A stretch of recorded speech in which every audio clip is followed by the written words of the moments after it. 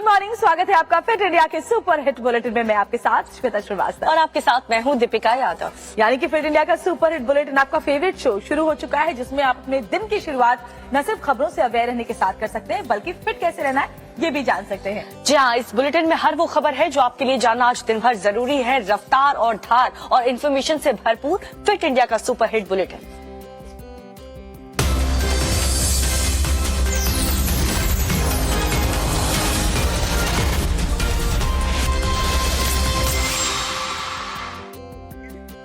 उत्तर भारत की बात करें तो मैदानी इलाकों से तो सर्दियां अब जाती हुई नजर आ रही हैं और गर्मियां आने को है, लेकिन हमने एक चीज नोटिस की श्वेता कि दिल्ली एनसीआर में जैसे ही गर्मी आती है, पानी की किल्लत, उनका पानी को लेकर के रोना शुरू हो जाता है। तो अगर आप भी दिल्ली एनसीआर में रहते हैं, दिल्ली में खास तौर पर अगर इस बार बिल भरने के बावजूद भी आपके पानी का कनेक्शन कट जाए ना, तो हैरान मत होइएगा, क्योंकि आप जो बिल भर रहे हैं वो जल बोर्ड के खाते में नहीं बल्कि प्राइवेट कंपनी के खाते में जा रही है। जी हाँ, पूरी खबर देखिए इस रिपोर्ट में। दिल्ली में पानी के जिस बिल के पैसे आप सरकार को दे रहे थे, वो पैसे दरअसल एक प्राइवेट कंपनी के निजी खाते में जा रहे थे। एंटी करप्शन ब्यूरो ने 3 आरोपियों को अरेस्ट किया है, जिन्होंने दिल्ली जल बोर्ड में 20 करोड़ का घोटाला किया है। कियोस्क पर बिल भुगतान की रकम को RME पेमेंट कंपनी अपने ऑफिस से ले जाती थी। इसके बाद कुछ रकम दिल्ली जल बोर्ड के खाते में जमा की जाती थी, जबकि बाकी रकम अपने बैंक खातों में जमा कर ली जाती थी। अब एंटी करप्शन ब्यूरो ने 2 कंपनियों के निदेशक समेत 3 लोगों को अरेस्ट किया है। RME पेमेंट कंपनी के मालिक राजेंद्र नायर, कंपनी के CFO गोपी कुमार केडिया और कंपनी के account head Abhilash V Pillai को अरेस्ट किया गया है। ये पूरी घटना दिल्ली जल बोर्ड के अधिकारियों की मिली भगत से किया गया और अब ACB की जांच अधिकारियों की तरफ घूम गई है।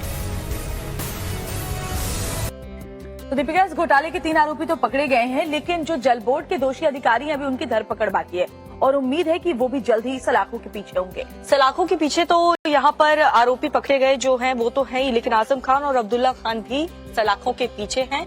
मुरादाबाद कोर्ट में देखिए 15 साल पुराना ये मामला, जिसको लेकर के सजा सुनाई गई है। हालांकि जेल और बेल का ये जो खेल है वो चंद मिनट में खत्म भी हो गया। पूरा मामला क्या है आप भी देखिए इस रिपोर्ट में। समाजवादी पार्टी नेता आजम खान और उनके बेटे अब्दुल्ला आजम को मुरादाबाद कोर्ट ने सजा सुनाई। 2008 में छजलैट में सड़क जाम करने और कानून हाथ में लेने के आरोप में आजम और अब्दुल्ला को दोषी करार दिया गया। देखिए, इसमें टोटल 9 एक्यूज जो है वो नामजद हुए थे, उसमें से 7 को बरी किया गया और अब्दुल्ला आजम खान को 2 साल की सजा मैक्सिमम सुनाई गई। आजम खान और अब्दुल्ला आजम को धारा 353 के तहत 2 साल की सजा सुनाई गई, जबकि धारा 341 के तहत 1 महीने की सजा और क्रिमिनल लॉ अमेंडमेंट एक्ट के तहत 6 महीने की सजा सुनाई गई। सजा सुनाए जाने के कुछ देर बाद ही आजम खान के वकील ने जमानत के बॉन्ड भरे और दोनों को जमानत दे दी गई। जी हाँ, इन्होंने जमानत के कागज अपने प्रोड्यूस किए हैं, जिसको मैं माननीय न्यायालय द्वारा स्वीकृत करके इनको जमानत दे दी गई। इस मामले में 7 अन्य समाजवादी पार्टी नेताओं को अदालत ने दोष मुक्त करार देते हुए बरी कर दिया।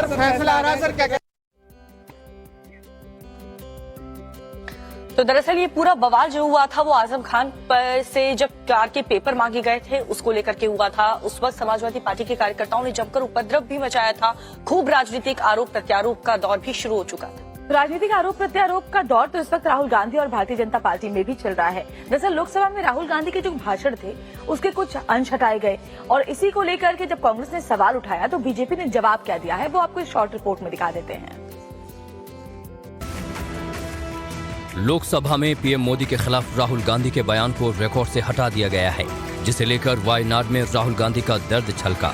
उन्होंने कहा कि प्रधानमंत्री ने उसका संसद में अपमान किया, लेकिन उनका बयान रिकॉर्ड से नहीं हटाया गया, जबकि मैंने सच कहा तो मेरा बयान हटा दिया गया। उन्होंने कहा कि पीएम मोदी लोकसभा में डरे हुए थे, वो बार बार पानी पी रहे थे और उनके हाथ कांप रहे थे। The Prime Minister directly insults me. He says, "Why is your name Gandhi and not Nehru?" So the Prime Minister of the country directly insults me, but his words are not taken off the record. But it does not matter because the truth always comes out. And all you had to do was look at my face when I was speaking and look at his face while he was there. Look at how many times he drank water, how his hand was shaking when he was drinking water, and you'll understand everything. Rahul Gandhi दावा कर रहे हैं कि मोदी को उनसे डर लगता है। संसद में भाषण के दौरान उनके हाथ कांप रहे थे, वो बार बार पानी पी रहे थे। हालांकि किसी और ने पीएम के हाथ कांपते या उन्हें डरा हुआ नहीं देखा। अब राहुल गांधी ने किस एंगल से देखा पता नहीं। बीजेपी सांसद किरोड़ी लाल मीणा ने राहुल पर पलटवार किया है। उन्होंने कहा कि सबसे लोकप्रिय व्यक्ति क्यों डरेंगे। उनका अपमान प्रधानमंत्री जी के स्वभाव में नहीं है, किसी का अपमान करना, वो बेबुनियाद आरोप लगा रहे हैं। इस तरीके से बयान से साफ जाहिर होता है कि राहुल गांधी बचकानी हरकत करते हैं और गलत बोलकर प्रधानमंत्री की छवि खराब करने की कोशिश कर रहे हैं। सियासी बवाल चरम पर है। राहुल गांधी एक तरफ ये कह रहे हैं कि बीजेपी उनका भाषण सुनकर कांप गई है, वहीं बीजेपी का ये कहना है कि राहुल गांधी अनर्गल बयानबाजी करते हैं। जी हाँ, लेकिन बवाल की बात करें तो दिल्ली के महरौली में भी जबरदस्त बवाल हो रहा है, जहां पर जनता काफी ज्यादा गुस्से में है। ऐसा क्यों है, आप भी देखिए इस रिपोर्ट में।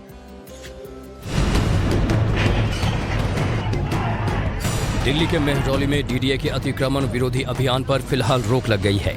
आज 2 बजे दिल्ली हाईकोर्ट में इसके खिलाफ दायर याचिका पर सुनवाई होगी। करीब 500 लोगों ने बुलडोजर कार्रवाई पर स्टे के लिए हाईकोर्ट का दरवाजा खटखटाया है। इससे पहले सोमवार को भी लगातार चौथे दिन डीडीए की ओर से अतिक्रमण विरोधी अभियान चलाया गया, जिसके खिलाफ स्थानीय लोगों ने जमकर हंगामा किया। इस तस्वीर के आप अंदर लगातार डीडीए यानी कि दिल्ली डेवलपमेंट अथॉरिटी का अतिक्रमण हटाओ अभियान जारी है और इस वक्त जो इतना बड़ा आपको बिल्डिंग दिख रही है, कॉम्प्लेक्स दिख रहा है, यहाँ पर जेसीबी द्वारा इसको तोड़ा लगातार जा रहा है। हालांकि फिलहाल बुलडोजर कार्रवाई पर रोक लग गई है। डीडीए की तरफ से कल कोर्ट में कहा गया कि जिन लोगों ने हाईकोर्ट में अर्जी दाखिल की है, उनके घरों पर कोई कार्रवाई नहीं की जाएगी। इस मुद्दे पर राजनीति भी गर्म है। आप विधायक सोमनाथ भारती ने कहा है कि एलजी के आदेश पर बुलडोजर की कार्रवाई हो रही है, जिससे लाखों गरीब लोग प्रभावित हो रहे हैं। सीएम केजरीवाल भी बुलडोजर कार्रवाई रोकने की अपील कर चुके हैं। डीडीए ने 12 दिसंबर को डिमोलिशन का ऑर्डर जारी किया था। तो जनता का गुस्सा किस वजह से, ये तो आपने साफ तौर पर देखा, क्योंकि उनकी जिंदगी भर की कमाई को बुलडोजर ने कुछ ही मिनटों में जमींदोज कर दिया। वैसे बुलडोजर टर्की में भी चल रहा है दीपिका, लेकिन वहां पर जिंदगी बचाने के लिए चल रहा है। भूकंप के 8 दिन बाद भी तबाही की जो तस्वीरें हैं आपको दिखाते हैं सिर्फ 2 मिनट में। तुर्की में भूकंप के वक्त का सीसीटीवी फुटेज सामने आया। भूकंप के डर से लोग पार्किंग में खड़े थे, तभी यहाँ पर हाई राइज बिल्डिंग गिर जाती है। भूकंप के वक्त तुर्की में सड़क किनारे एक मकान के गिरने का वीडियो सामने आया, जिसमें कई गाड़ियां बाल बाल बच गई दिखाई दे रही है। सड़क के चौराहे पर स्ट्रीट लाइट हवा में झूलती दिखी। भूकंप के दौरान तुर्की में कई जगह बिजली के खंभे भी उखड़ गए, जिसके बाद इसमें चिंगारी उठने लगी है। भूकंप के बाद तुर्की के कई गांवों में हालात काफी भयावह हो गए हैं। लगातार बर्फबारी की वजह से राहत सामान पहुंचाने में काफी दिक्कतें आ रही हैं। तुर्की का पुलाट गांव भूकंप से बुरी तरह तबाह हो गया। गांव में अब कभी घर दिखाई दे रहे हैं, जबकि ज्यादातर घर जमींदोज हो गए। जो घर बचे हैं वो रहने के लायक नहीं। भूकंप से तबाह तुर्की में भारत समेत कई देशों की मदद जारी है। भारत सरकार का नूर दागी में ऑपरेशन दोस्त चल रहा है। यहाँ पर एनडीआरएफ की टीम रेस्क्यू ऑपरेशन में जुटी है। इस बीच भारत से एक और राहत जहाज तुर्की पहुंच गया। वहीं यूएई ने 2000 टेंट तुर्की को भेजे हैं। सीरिया के लताकिया शहर में स्थानीय लोगों की मदद में वॉलंटियर्स जुट गए हैं। भूकंप प्रभावित लोगों के लिए वॉलंटियर्स खाने पीने का इंतजाम कर रहे हैं। इस बीच सीरिया के राष्ट्रपति बशर अल असद से WHO के चीफ ने मुलाकात की है। दोनों के बीच भूकंप प्रभावित इलाकों में राहत बचाव कार्य को लेकर चर्चा हुई। तो आज वैलेंटाइंस डे दीपिका, और वैलेंटाइंस डे को लेकर के क्या प्लान है? वैलेंटाइंस डे को प्लान देखेंगे, अगर ऑफिस से जल्दी फ्री हुए तो कुछ ना कुछ तो सेलिब्रेट जरूर किया जाएगा। लेकिन ये जो वैलेंटाइंस डे के दिन लव बर्ड्स है, उन्हें थोड़ा संभल करके आज घर से बाहर निकलना होगा, क्योंकि आपको पता होगा कुछ राजनीतिक दल के जो नेता हैं, कार्यकर्ता हैं, वो किस तरीके से अपने लाठी को तेल पिला करके उन्होंने तैयार रखा है। ऐसा क्यों हम कह रहे हैं, आप भी देखिए रिपोर्ट। आज 14 फरवरी यानी वैलेंटाइंस डे है। प्रेमी जोड़ों के लिए ये प्यार के इजहार का दिन है। लेकिन शिव सैनिकों ने वैलेंटाइन डे के विरोध की पूरी तैयारी कर रखी है। एमपी के सागर में कल शिव सैनिकों ने लठ पूजन किया और कहा कि घर में ही रहें बिट्टू सोना, वरना तोड़ देंगे कोना कोना। वैलेंटाइन डे को हम भारत का पर्व नहीं मानते। विदेशी पर्व की भारत में कोई आवश्यकता नहीं है। शिव सैनिकों ने संकल्प लिया है कि अगर प्रेमी जोड़े पकड़े गए तो उन पर लठ बजेगा। हालांकि बजरंग दल ने कहा है कि वो वैलेंटाइन डे का विरोध नहीं करेंगे, बल्कि हिंदू युवाओं को जागृत करेंगे। डे को लेकर के क्या विचार बन रहे हैं? वैलेंटाइन डे का विरोध बजरंग दल पूरे संपूर्ण देश भर में इसलिए नहीं करता कि वैलेंटाइन डे का विरोध करना है। वो विरोध करता है यह जो विचार है, यह विचार एक तरह से मार्केट हो गया है। इस भारत के अंदर प्रेम के देवता हम कृष्ण के रूप में पूजते हैं और भारत की संस्कृति संपूर्ण विश्व को प्रेम के भाव से देखती है, इसलिए वसुधैव कुटुंबकम की बात करती है, संपूर्ण विश्व के लिए सद्भाव की कामना करती है। वैलेंटाइंस डे को लेकर बाजारों और होटलों में काफी भीड़ देखी जा रही है। प्रेमी जोड़ों ने अपने अपने तरीके से इसे मनाने की तैयारी की है। तो बजरंग दल के कार्यकर्ता तो कह रहे हैं वैलेंटाइन डे पर शांत रहेंगे, लेकिन शिवसेना फुल ऑन बवाल के मूड में। बिल्कुल, और बवाल तो कानपुर देहात में भी हो गया। जब अतिक्रमण हटाओ दस्ता वहां पर पहुंचा तो पूरा गांव एकजुट हो गया। दरअसल बुलडोजर की कार्रवाई के दौरान 2 महिलाओं की मौत हो गई थी, जिसके बाद ये पूरा बवाल हुआ। आपको दिखाते पूरी खबर एक शॉर्ट रिपोर्ट में।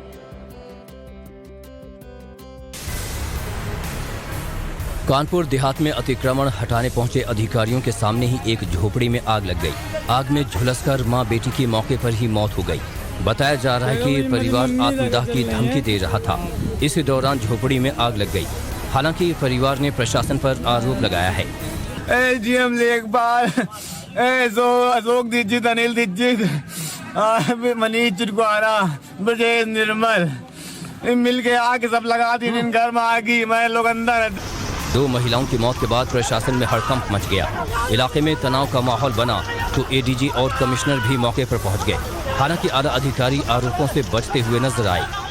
जो घटना घटी है, क्या घटनाक्रम रही है और क्या इसके लिए कारण रहे हैं और कैसे ये घटना हुई है, उसके लिए जो है जांच कराई जाएगी और इसमें जो भी दोषी होगा तो उनके खिलाफ सख्त कार्रवाई की जाएगी। इस मामले में समाजवादी पार्टी ने डीएम और एसडीएम के खिलाफ दीक्षित परिवार को प्रताड़ित करने का आरोप लगाया है।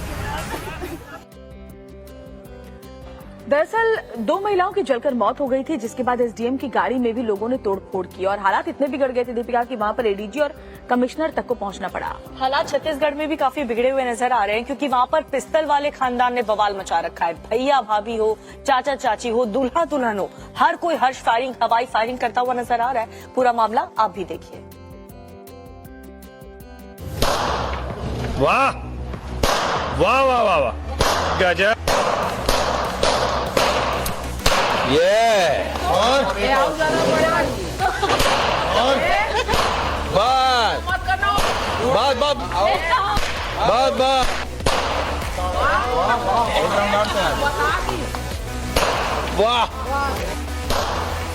जांजगीर चांपा का ये वीडियो देखकर कोई भी हैरान रह जाएगा। शादी का फंक्शन था या फिर शूटिंग कंपटीशन, दुल्हा दुल्हन, भाई भौजी, माँ चाचा ताई सब धाएं धाएं करता दिख रहा है। वीडियो जांजगीर चंपा जिले के जिला पंचायत उपाध्यक्ष और कांग्रेस नेता राघवेंद्र प्रताप सिंह के बेटे की शादी का है। शादी समारोह के बाद दूल्हा दुल्हन समेत सभी करीबी रिश्तेदार रिवॉल्वर और पिस्टल से ताबड़तोड़ हवाई फायरिंग करते नजर आ रहे हैं। वीडियो में पीछे से लोग वाहवाही करते सुनाई पड़ रहे हैं। हर्ष फायरिंग का ये वीडियो सोशल मीडिया पर अपलोड किया गया है, जिसके बाद चौतरफा सवाल उठ रहे हैं। एसपी ने कार्रवाई की बात कही है। अब देखना यह है कि रसूखदार परिवार पर कोई एक्शन होता है या सिर्फ खाना पूर्ति होती है, क्योंकि छत्तीसगढ़ में सरकार तो कांग्रेस की ही है। इधर बात करें जयंत चौधरी की, तो वो मथुरा से सांसद रहे हैं, लेकिन ऐसा क्या हुआ कि जो मथुरा के लोग हैं वही जयंत चौधरी के खिलाफ हो चुके हैं। इसके अलावा महाराष्ट्र में भी बवाल चल रहा है। दरअसल लव जिहाद के खिलाफ कानून बनाने की तैयारी है, उस पर भी सियासी संग्राम छिड़ा हुआ है। और क्या कुछ देश में चल रहा है, चलिए आपको दिखाते हैं सिर्फ 2 मिनट में। देवेंद्र फडणवीस ने 3 साल बाद कहा है कि अजीत पवार के साथ ली गई सीएम पद की शपथ शरद पवार से बातचीत के बाद ही ली गई थी। उन्होंने कहा कि बाद में शरद पवार क्यों पलट गए, इसका जवाब अजीत पवार बेहतर दे सकेंगे। हालांकि शरद पवार ने फडणवीस के आरोप से इनकार किया और कहा कि देवेंद्र फडणवीस असत्य को आधार बनाकर बयानबाजी कर रहे हैं। वहीं बीजेपी ने शरद पवार को गिरेबान में झांकने की नसीहत दी है। मथुरा के विवादित शाही ईदगाह के समर्थन में बयान देने वाले जयंत चौधरी घिरते दिख रहे हैं। साधु संतों ने कड़ा रुख अपनाया है और कहा है कि जयंत चौधरी को दोबारा साधु संतों और कृष्ण की पुण्य भूमि मथुरा पर दोबारा कदम नहीं रखना चाहिए। साथ ही ये भी कहा कि जयंत चौधरी को यदि कानून का ज्यादा ज्ञान है तो ईदगाह के पक्षकार बनकर कोर्ट में आए, तब उन्हें जवाब दिया जाएगा। जयंत चौधरी ने ईदगाह हटाने की मांग को असंवैधानिक बताया था। महाराष्ट्र सरकार अब एंटी लव जिहाद कानून लाने की तैयारी में है। श्रद्धा वालकर की हत्या के बाद सरकार ने ऐलान किया है कि प्रदेश में इंटर रिलीजन मैरिज करने वाली महिलाओं की पूरी जानकारी जुटाई जाएगी। हालांकि बीजेपी सरकार के फैसले के खिलाफ विपक्ष एकजुट दिख रहा है। उद्धव गुट का आरोप है कि बीजेपी ध्यान भटकाने के लिए लोगों को बांट रही है, जबकि एनसीपी ने कहा है कि बीजेपी बेरोजगारी और महंगाई से ध्यान भटकाने की कोशिश में जुटी है। पंजाब में राज्यपाल बनवारी लाल पुरोहित और सीएम भगवंत मान में ठन गई है। राज्यपाल ने सिंगापुर भेजे गए स्कूल प्रिंसिपलों की सिलेक्शन पर सवाल उठाए हैं। साथ ही एससी छात्रों को छात्रवृत्ति न दिए जाने पर भी नाराजगी जाहिर की है। राज्यपाल ने कहा है कि 15 दिन में पत्र का जवाब नहीं दिया गया तो कानूनी सलाह लेंगे। इधर भगवंत मान ने कहा है कि वो राज्य की जनता के प्रति जवाबदेह हैं, न कि राज्यपाल के प्रति। बेंगलुरु में चल रहे इंडिया एयर शो में रक्षा मंत्री राजनाथ सिंह आज रक्षा मंत्रियों के सम्मेलन की मेजबानी करेंगे। इस सम्मेलन में मित्र देशों के रक्षा मंत्री शामिल होंगे। इस सम्मेलन में डिफेंस इक्विपमेंट्स के रिसर्च डेवलपमेंट पर चर्चा होगी।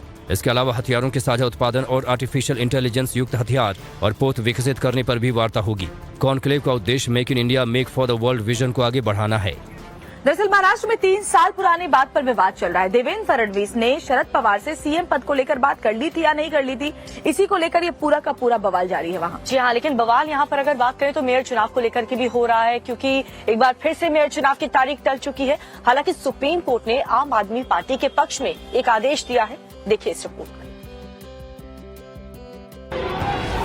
दिल्ली में मेयर का चुनाव एक बार फिर टल गया। 16 फरवरी को चुनाव होने की उम्मीद थी, लेकिन 17 फरवरी को सुप्रीम कोर्ट में इस मामले की अगली सुनवाई के बाद ही अब चुनाव की नई तारीख का ऐलान होगा। सोमवार को सुप्रीम कोर्ट में हुई सुनवाई में बीजेपी को बड़ा झटका लगा।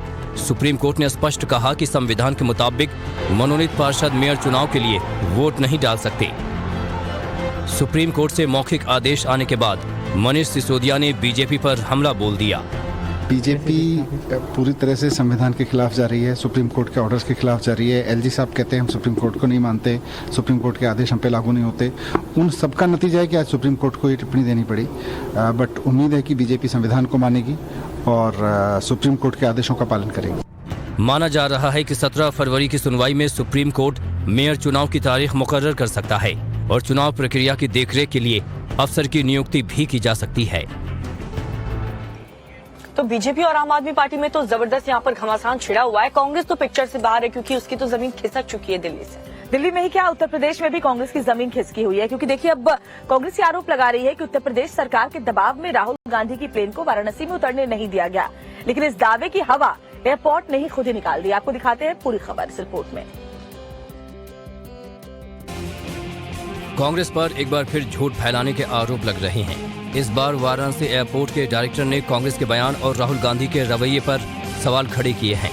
दरअसल कांग्रेस ने आरोप लगाया कि कन्नूर से उड़े राहुल गांधी के विमान को वाराणसी उतरना था, लेकिन बीजेपी के दबाव के चलते प्लेन को वाराणसी में लैंड नहीं होने दिया गया।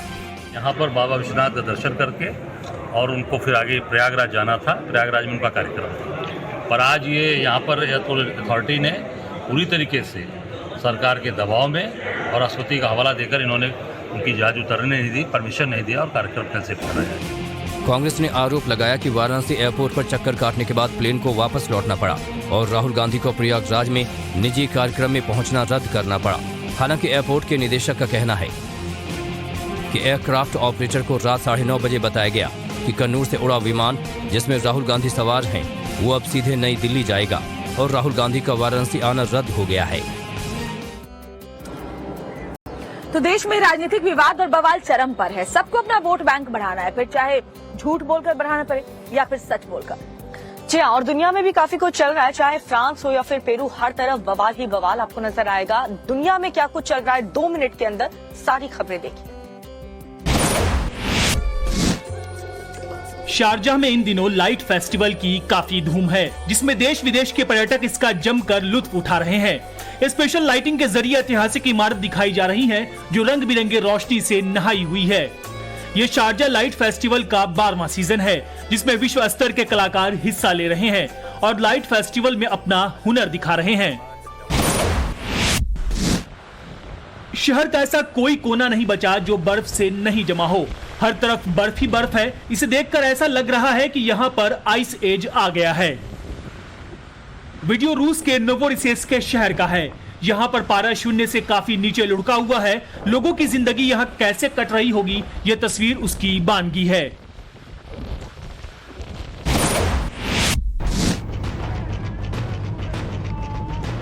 फ्रांस में नई पेंशन पॉलिसी को लेकर लोगों का गुस्सा शांत नहीं हो रहा है। राजधानी पेरिस की तस्वीर इसकी गवाही है। वीडियो में देखिए, बेकाबू प्रदर्शनकारियों ने पहले तो आगजनी की, फिर उसके बाद गाड़ियों में तोड़फोड़ की।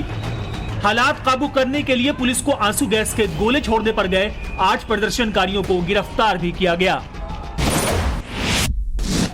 पेरू में मौजूदा राष्ट्रपति के खिलाफ लोगों का गुस्सा दिन पर दिन बढ़ता जा रहा है। राजधानी लीमा में हजारों की तादाद में प्रदर्शनकारी सड़क पर उतरे। राष्ट्रपति डीना बोलुआर्ट के खिलाफ जोरदार नारेबाजी और इस्तीफे की मांग की। ये सभी लोग पेड्रो कैस्टिलो को प्रेसिडेंट पद से हटाए जाने से नाराज हैं और उनका कहना है कि कैस्टिलो को असंवैधानिक तरीके से पद से हटाया गया है। जश्न और आतिशबाजी की ये तस्वीर अमेरिका के कंसास शहर की है। ये फैंस कंसास सिटी चीफ के हैं जो झूम झूम कर जोरदार तरीके से अपनी टीम की जीत पर चीयर अप कर रहे हैं। इनके खुशी का ठिकाना नहीं है क्योंकि 4 साल के अंदर ही कंसास चीफ ने दूसरी बार सुपर बाउल का ताज जीतकर अपने चाहने वालों को बड़ा तोहफा दिया है, जिसके बाद कंसास सिटी के फैंस जश्न में डूब गए। तो दुनिया की जब बात हो रही है तो एक और जिन्न बाहर आ गया है जिससे श्रीलंका बेहद परेशान है। दरअसल दावा ये किया जा रहा है जो लिट्टे का चीफ है प्रभाकरन वो जिंदा है। किसने ये दावा किया है आप भी देखिए इस report. LTTE chief V Prabhakaran जिंदा है। तमिल कॉन्फेडरेशन के प्रमुख पाजा नेदुमारन के इस बयान से सियासी तूफान मच गया है। पाजा नेदुमारन ने कहा है कि वो पुष्टि करते हैं कि तमिलनाडु नेशनल नेता प्रभाकरन जीवंत है, वो स्वस्थ हैं और अपने परिवार के संपर्क में हैं। प्रभाकरन के सामने आने का समय आ गया है। हालांकि श्रीलंका सरकार ने प्रभाकरन के जिंदा होने के दावे को मजाक बताकर खारिज कर दिया है।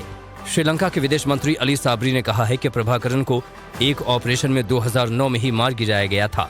श्रीलंका के रक्षा मंत्रालय के प्रवक्ता कर्नल नलिल हेरात ने कहा कि इस बात की पुष्टि हो चुकी है कि वो 19 मई 2009 को मारा गया था। डीएनए ने इसे साबित कर दिया है। श्रीलंकाई सेना के प्रवक्ता ने भी प्रभाकरन के जिंदा होने से साफ इनकार कर दिया है। 2009 में श्रीलंका की सेना ने लिट्टे के दबदबे वाले इलाके में बड़ा सैन्य अभियान चलाया था। इसमें लिट्टे प्रमुख के मारे जाने की बात कही गई थी। श्रीलंकाई सेना ने एक तस्वीर भी जारी की थी जिसमें लिट्टे प्रमुख की लाश दिखाई गई थी, लेकिन अब इस नए दावे के बाद इसे लेकर सवाल खड़े हो रहे हैं। तो प्रभाकर ने श्रीलंका को काफी सालों तक काफी ज्यादा परेशान भी किया था और भारतीय सेना ने भी किस तरीके से लिट्टे के वजह से वहां पर सालों तक लड़ाई लड़ी थी श्रीलंका से। और भारत तब भी शांति का पक्षधर था, अभी भी भारत शांति का पक्षधर है और इसीलिए अपने घर में शांति बनी रहे इसके लिए अब कौन सा हेलीकॉप्टर हमारी भारतीय वायुसेना की शान बनने जा रहा है वो आपको दिखाते हैं इस रिपोर्ट में। LUH यानी लाइट यूटिलिटी हेलीकॉप्टर जो 3 टन वजनी नई पीढ़ी का हेलीकॉप्टर है, इसे चेतक और चीता हेलीकॉप्टर को रिप्लेस करने के लिए बनाया गया है। बेंगलुरु के एरो इंडिया में इसका प्रदर्शन किया गया। देखिए इसकी खासियत। और अब तक सर्विलेंस के लिए जो है चेतक और चीता का इस्तेमाल हुआ करता था, लेकिन HAL ने जो है इस LUH को इस तरह से तैयार किया है कि ना सिर्फ सर्विलेंस बल्कि इसे एक मेडिकल एम्बुलेंस के तौर पर भी जो है फ्यूचर में इस्तेमाल कर सकते हैं और किसी भी रूप में जो है इसका इस्तेमाल किया जा सकता है। भारतीय सशस्त्र बलों को जो है एक तरह से काफी जरूरत थी इस हेलीकॉप्टर की। यही कारण है कि चीता और चेतक हेलीकॉप्टरों की जगह अब इसे रिप्लेस किया गया है। 3 टन वजनी नई पीढ़ी का ये हेलीकॉप्टर है जिसमें मल्टी फंक्शन डिस्प्ले, MFD के साथ ग्लास कॉकपिट और साथ ही आधुनिक प्रौद्योगिकी की सुविधाएं शामिल हैं। उच्च ऊंचाई वाले मिशनों की मांग को पूरा करने के लिए पर्याप्त पावर मार्जिन के साथ सिंगल टर्बो शाफ्ट इंजन द्वारा इसे तैयार किया गया है। साथ ही LUH जो है आने वाले दशकों में इस वर्ग के हेलीकॉप्टरों में सबसे ज्यादा उभरती जरूरत जो है वो बन सकता है, क्योंकि इसे तैयार इस तरह से किया गया 220 किलोमीटर प्रति घंटे की रफ्तार से यह उड़ने में सक्षम है और करीब 500 किलो तक का पेलोड जो है ये अपने साथ ले जा सकता है। इसकी जो रेंज है वो करीब 350 किलोमीटर की है। यानी इसी से आप अंदाजा लगा सकते हैं कि कितना ज्यादा फायदेमंद ये जो हेलीकॉप्टर है वो साबित हो रहा है। अभी तक सिर्फ आर्मी के लिए बना है और वायुसेना के पास है, लेकिन भविष्य में इसे जो है भारतीय नौसेना और साथ ही भारतीय तटरक्षक बल जो है उनके लिए भी इसे तैयार किया जाएगा। तो बेंगलुरु में एरो इंडिया शो चल रहा है, जिसकी तस्वीरें खूब चर्चा में है। दुनिया की बड़ी बड़ी फाइटर जेट बनाने वाली कंपनियां भी इस एरो शो में शामिल हो रही हैं और हथियारों की तस्वीरें भी खूब सामने आ रही हैं। जी हाँ, लेकिन सूरत की अगर बात करें तो वहाँ पर भी हथियार की तस्वीर जो है वो खूब वायरल हो रही है। दरअसल हाथ में तलवार लेकर के लोग सड़क पर उपद्रव करते हुए नजर आ रहे हैं और क्या कुछ वायरल हो रहा है देश में, 2 मिनट में आपको दिखाते हैं।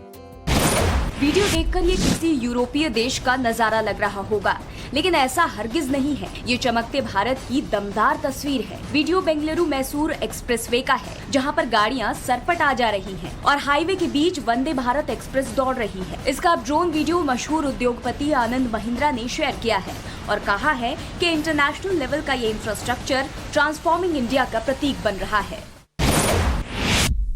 रोंगटे खड़े कर देने वाला ये वीडियो गुजरात के अहमदाबाद का है। बापूनगर इलाके में उपद्रवियों ने पहले एक घर पर तलवार से ताबड़तोड़ हमला किया। इसके बाद बाहर खड़ी एक गाड़ी में भी आग लगा दी। हैरान करने वाली ये दूसरी तस्वीर भी गुजरात से सामने आई है। ये वीडियो सूरत शहर का है, जिसमें आप देख सकते हैं कि एक बदमाश बेखौफ होकर सड़क पर तलवार लहरा रहा है और अचानक एक ट्रक पर हमला कर देता है। ये वीडियो सोशल मीडिया पर इन दिनों काफी वायरल है, जिसे एक ट्विटर यूजर ने शेयर किया है। इसमें आप देख सकते हैं कि एक स्नो लेपर्ड कुछ लोगों से अपनी जान बचाते हुए बर्फीले पहाड़ों की ओर भागते हुए नजर आ रहा है। तभी हाथों में जाल लिए लोग उसे घेर लेते हैं। इसके बाद कुछ लोग प्लास्टिक के डब्बे से स्नो लेपर्ड पर वार भी करते हैं, जिसके बाद एक शख्स अचानक से स्नो लेपर्ड के पैर को पकड़कर खींच लेता है। इस वीडियो को देखने के बाद जब भी 2 व्हीलर से कहीं निकलें तो एक बार हेलमेट जरूर चेक कर लें, क्योंकि इस तरह की घटना आपके साथ भी हो सकती है। इस वीडियो में आप देख सकते हैं कि एक शख्स चिमटे की मदद से हेलमेट में छिपे सांप को बाहर निकाल रहा है, लेकिन सांप है कि बाहर आने का नाम नहीं ले रहा। हालांकि थोड़ी मशक्कत के बाद शख्स सांप को बाहर निकालने में कामयाब रहता है। इस वीडियो को अब तक 11 लाख से ज्यादा व्यूज मिल चुके हैं। हेलमेट में तो आपने सांप का वीडियो देख लिया, अब इस तरह की एक और तस्वीर सामने आई है। इस बार एक कोबरा सांप ने एक जूते में अपना ठिकाना बना लिया। स्नेक कैचर जब पकड़ने के लिए इसे गया तो फुफकार मारकर जूते से बाहर निकल गया और फिर जैसे तैसे कोबरा पर काबू पाया गया। वीडियो कर्नाटक के मैसूर का बताया जा रहा है। तो वायरल तो वो मुंबई के वसई का एक वीडियो भी हो रहा है, जहां पर एक शख्स, आपको याद होगा श्वेता, कैसे ट्रैफिक पुलिस वाले को एक टक्कर मारते हुए बोनेट पर 308, 353 और मोटर व्हीकल एक्ट के तहत मामला दर्ज किया है। सेना के शौर्य पर एक बार फिर से सवाल उठाए गए हैं। इस बार जेडीयू के पूर्व सांसद ने सेना के शौर्य को कमतर बताया है। दरअसल गुलाम रसूल ने किस तरीके से भारतीय सेना का मजाक उड़ाया है और कहा कि अगर हिंदुस्तान की सेना को कोई मजबूत कर सकता है तो वो सिर्फ और सिर्फ मुसलमान है। और क्या कुछ कहा, देखिए रिपोर्ट में। जेडीयू नेता गुलाम रसूल बलियाबी ने कहा है कि प्रधानमंत्री को अगर आतंकियों से निपटने में डर लग रहा है तो फौज में सिर्फ 30% मुसलमानों के बच्चों को जगह दें। अगर पाकिस्तान के आतंकियों से निपटने में आपको डर लग रहा है ना, तो सिर्फ 30% फौज में मुसलमान के बच्चों को जगह दें। सवाल यह है कि आतंकियों से प्रधानमंत्री नहीं, देश की सेना लड़ रही है, तो क्या जेडीयू नेता सेना के शौर्य पर सवाल उठा रहे हैं? सेना देश की होती है, सैनिक का कोई धर्म नहीं होता। लेकिन बलियाबी सेना के अंदर भी हिंदू मुसलमान की राजनीति कर रहे हैं और हिंदू सैनिकों का मजाक उड़ा रहे हैं। बीजेपी ने उनके बयान पर पलटवार किया है। On one side, he is making a satire on Hindu religion, Hindu priest community, and another side, he is raising question on Indian army. We condemn this. Nitish Kumar must check his tongue.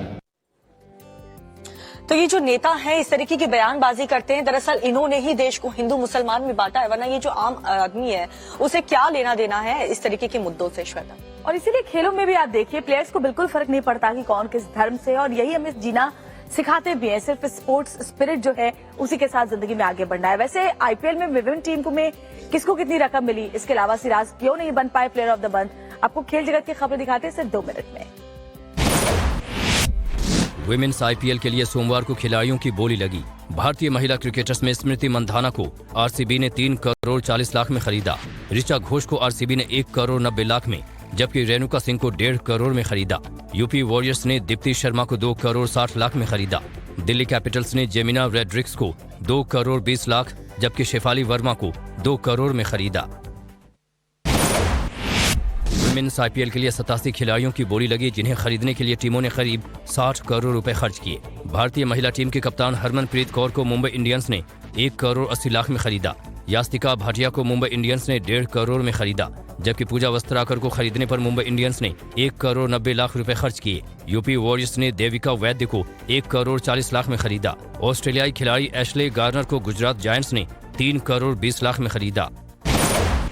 भारतीय सलामी बल्लेबाज शुभमन गिल को ICC ने जनवरी का player of the month चुना है। One day cricket में शानदार डबल सेंचुरी लगाने वाले शुभमन गिल को मोहम्मद सिराज पर तवज्जो दी गई। शुभमन गिल ने हाल ही में वनडे के अलावा T20 में भी अच्छा प्रदर्शन किया है। फिलहाल शुभमन गिल ऑस्ट्रेलिया के खिलाफ चल रही टेस्ट सीरीज में भारतीय टीम का हिस्सा है। हालांकि नागपुर टेस्ट में शुभमन गिल को खेलने का मौका नहीं दिया गया था। भारत और ऑस्ट्रेलिया के बीच चल रही टेस्ट सीरीज का तीसरा मुकाबला अब मध्य प्रदेश के इंदौर में खेला जाएगा।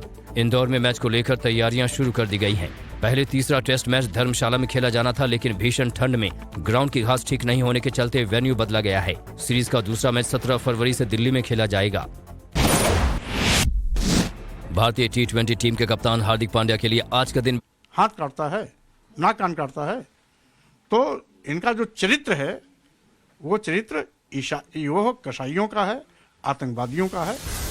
ये हैं एसपी महासचिव स्वामी प्रसाद मौर्य, जो लगातार सनातन साधु संतों के खिलाफ आग उगल रहे हैं।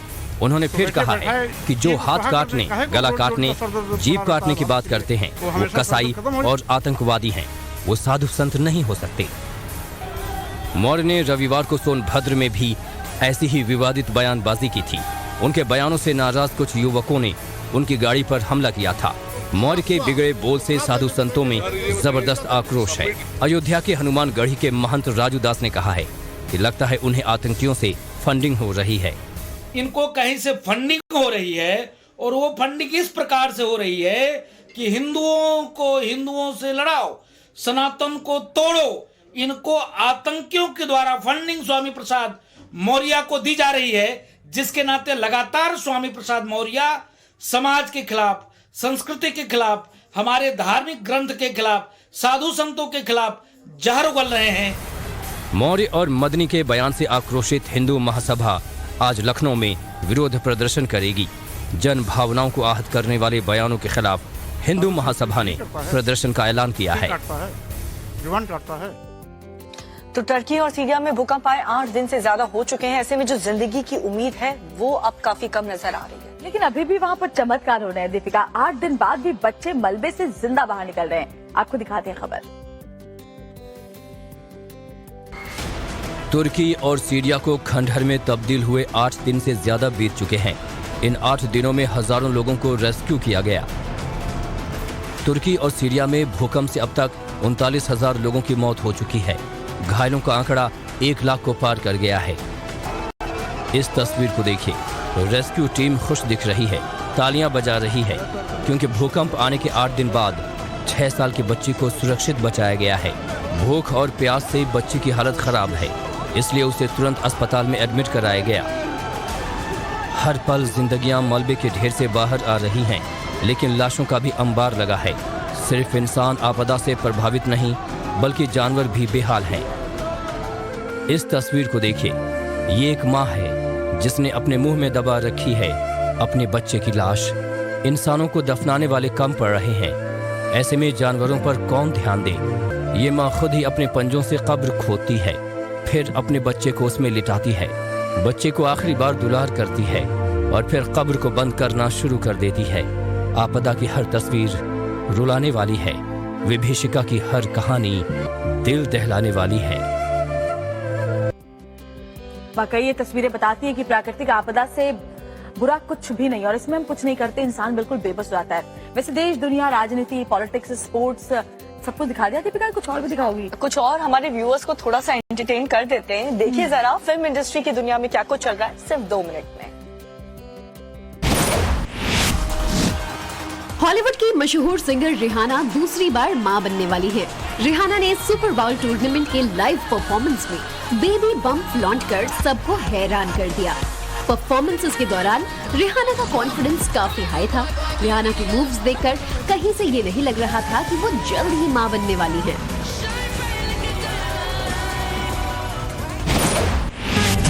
झूमे जो पठान गाना अब बिग बॉस 16 के कॉन्टेस्टेंट्स पर भी सर चढ़कर बोल रहा है।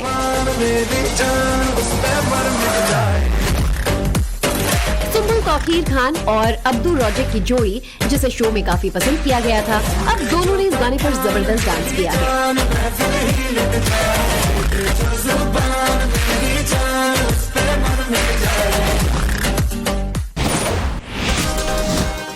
RRR के गाने नाटू नाटू का अब उद्योगपति आनंद महिंद्रा भी मुरीद हो गए हैं। आनंद महिंद्रा ने RRR स्टार रामचरण के साथ गाने के डांस स्टेप्स किए। इस वीडियो को महिंद्रा ने अपने सोशल मीडिया पर शेयर किया। इसे अब तक 1.6 मिलियन से ज्यादा व्यूज मिल चुके हैं।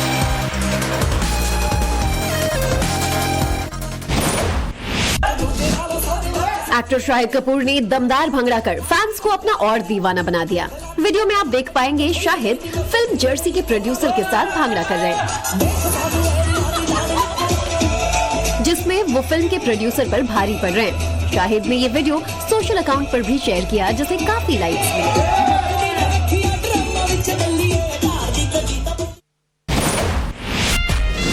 नूरा फतेही ने एक बार फिर अपने डांस का जलवा बिखेरा है। मुंबई में आयोजित डांस फिटनेस पार्टी में नूरा ने डांस मूव से यहां मौजूद सभी लोगों के दिलों को जीत लिया। इससे पहले दिल्ली और बेंगलुरु में भी नूरा की डांस फिटनेस पार्टी हो चुकी है, जिसकी सफलता के बाद ही मुंबई में इस डांस पार्टी का आयोजन किया गया। तो राजनीतिक और खेल से इधर दुनिया में ये खबरें आपने देखी और एंटरटेनमेंट की खबरें देख करके थोड़ा सा आपका मूड भी शांत हुआ होगा। लेकिन इसके अलावा जानना ये भी जरूरी है कि क्या कुछ बुरा दुनिया में हो रहा है, क्योंकि वॉर जोन में 1 साल होने वाले हैं। अभी भी हालात जस के तस बने हुए हैं। सिर्फ 2 मिनट में आपको दिखाते हैं वहां के अपडेट्स। तुर्की और ग्रीस की दुश्मनी जग जाहिर है, लेकिन भूकंप से तबाह तुर्की की मदद के लिए ग्रीस भी आगे आया है। ग्रीस के विदेश मंत्री राहत सामान लेकर तुर्की पहुंचे। ग्रीस के विदेश मंत्री ने भूकंप प्रभावित इलाकों का दौरा किया और कहा कि दुख की इस घड़ी में उनका देश तुर्की के साथ खड़ा है। बता दें कि कुछ द्वीप को लेकर दोनों देशों के बीच काफी तनाव का माहौल है, लेकिन विनाशकारी भूकंप ने अभी दोनों देशों की दुश्मनी पर पर्दा डाल दिया है। सोवियत संघ का कभी हिस्सा रहे मोल्डोवा ने अब तख्ता पलट का अंदेशा जताया है। मोल्डोवा के राष्ट्रपति ने एक प्रेस कॉन्फ्रेंस में यह आशंका जाहिर की। मोल्डोवा के राष्ट्रपति ने कहा कि उनके देश में रूसी समर्थक तख्ता पलट की तैयारी में हैं। इस बीच इटली में सैन रेमो सॉन्ग फेस्टिवल में यूक्रेनी राष्ट्रपति व्लादिमीर ज़ेलेंस्की के शामिल होने का विरोध किया जा रहा है। ज़ेलेंस्की क्लोजिंग सेरेमनी में शामिल होने वाले हैं। इजराइल ने एक बार फिर गाजा पट्टी में जोरदार हमला किया। आतंकी ठिकानों पर इजराइल ने एयर स्ट्राइक की, जिसमें आतंकी ठिकाने को तहस नहस कर दिया गया। फिलिस्तीन ने कुछ दिन पहले इजराइल पर रॉकेट हमला किया था और इजराइल का यह एक्शन रॉकेट अटैक के जवाब के तौर पर देखा जा रहा है।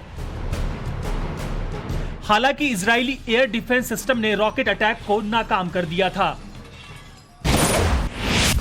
अब से कुछ दिन बाद रूस यूक्रेन युद्ध के 1 साल पूरे होने जा रहे हैं, लेकिन उससे पहले यूक्रेन ने एक बड़ा दावा किया है। यूक्रेन के मुताबिक आक्रमण के पहले सप्ताह के बाद से सबसे ज्यादा रूसी सैनिकों की मौत इस महीने में हो रही है। यूक्रेनी डाटा से पता चला है कि फरवरी में रोजाना रूसी सेना के 824 जवान मारे जा रहे हैं। हालांकि बीबीसी ने इस रिपोर्ट की पुष्टि नहीं की है। नेवल प्रैक्टिस की ये तस्वीर पाकिस्तानी नौसेना की है, जिसके नेवल कमांडो ने कराची के समंदर में अभ्यास किया। अमन 23 के नाम से पाकिस्तानी नेवी ने यह प्रैक्टिस की, जिसमें आतंकवाद के खिलाफ एक्सरसाइज की गई। इसमें अमेरिका, ब्रिटेन, फ्रांस, जर्मनी और ऑस्ट्रेलिया समेत 50 देशों ने हिस्सा लिया।